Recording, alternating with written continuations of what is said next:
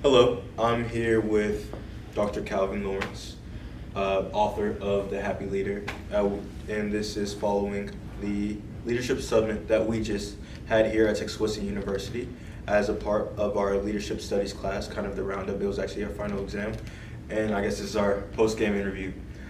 So I'll give you a chance to introduce yourself. Okay, well, try to do a quick one.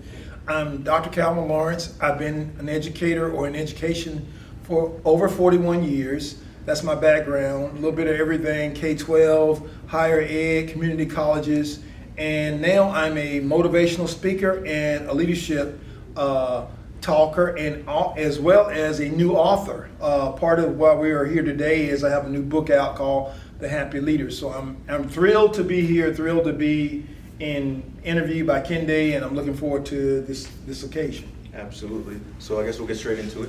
My first question, as you just said, you have over 40 years of experience in education. You've fulfilled a multitude of roles. You've been a principal, you've been a coach, a teacher, a professor, a counselor, a dean.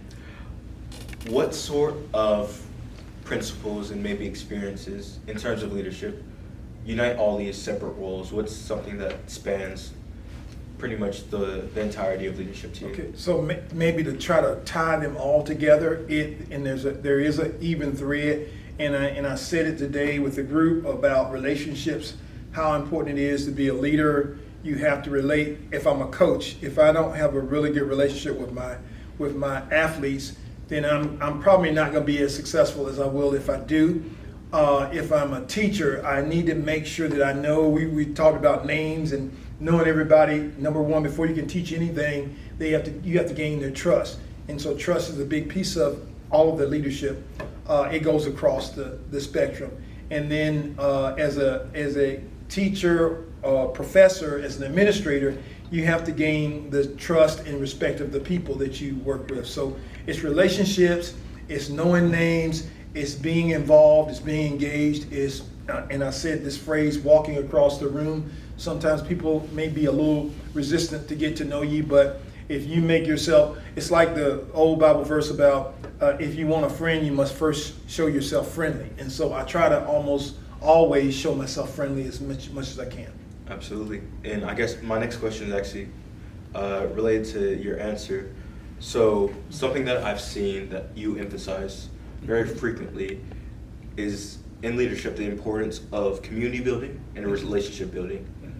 So if you could touch more on that, what are the most effective strategies that you have seen, and maybe some ineffective strategies in cultivating those communities and cultivating those relationships between teams and the people that you lead? Well, I'll throw some ineffective stuff out there first. I mean, some people try to lead with their titles. I'm Dr. So-and-so or Professor so-and-so, or I'm the particular leader and I have all these degrees on skins on the wall. But that's probably as ineffective as you can be.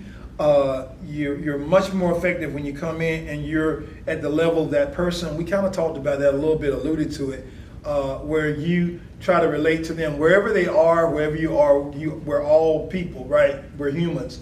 So you try to relate to people. You try to do the best you can in terms of, and maybe establishing a key point, a critical point, and a touch point. One of my favorite things to do, and you guys will laugh at me maybe, or people who are listening, is I don't ask what you do, I ask where you're from. And sometimes I can figure it out by the articulation or by the phonics or phonetics or whatever you use.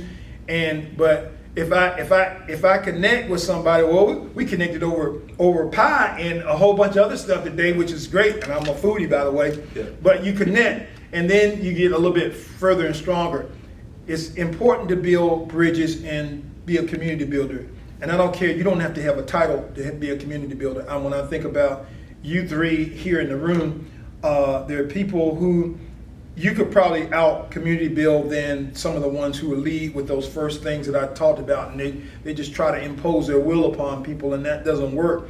But we're in a time where we need to be bridge builders. We need to lift people up. We need to share with people no matter what their background, their ethnicity, religion, or whatever. We just need to be able to come together. And I think when we do that and we show that and we're real about it, and people trust you, come to trust you, then they know that that great things can happen. Absolutely. And my last question for you, touching upon trust. Okay. Earlier in your talk today, you kind of described trust as the foundation of everything that you do as a leader, everything that other leaders must do. Could you just give us a little bit more about that? Okay, so trust is so foundational. It's like, you know, even in a team of two, and I referenced a marriage situation, you've got to have trust, and you build on that. And trust is something, I didn't share this, but I probably should have earlier, is that trust is something that it could be lost in an instant that you do something stupid or dumb. You have a relationship outside of your marriage, or you have something's crazy, and you do something. So, but you're always trying to build that trust. And I'll tie this to trust. Relationships are continually changing, so you have to continue to work on that trust and relationship building. It's a everyday, 24/7, 365 days of the year kind of a deal. If you think you got it down, then you're probably going to be a losing leader. If you think you can, you're humble enough to know, and we talked about, there were 3 things that they had today about humility and hunger, and then there was one more. If you think that you got it down and you're not humble, you're probably going to lose it. But you got to be humble. You got to be forthwith, share yourself, and then great things will happen when it happens that way. Absolutely. Well, I really appreciate your insight and your wisdom. Well, Kendi, thank you so much, sir. I appreciate you, and you did a great job on my intro. I might need to take you around with me when I go speak. I'll be your hype man, yeah. Absolutely. Yes, sir. All right, well, thank you all for watching. And if you would like to purchase the Happy Leader, could you let everyone know? I will. So it's on Amazon. You can go to I have a website. I didn't share, calvinlawrencespeaks.net. On the website is a direct link to Amazon, and you go right there, and the book is right there. But if you pull up The Happy Leader, even if you don't remember my name, The Happy Leader is the name of the book, and I hope everybody enjoys it. Thank you so much. Thank you.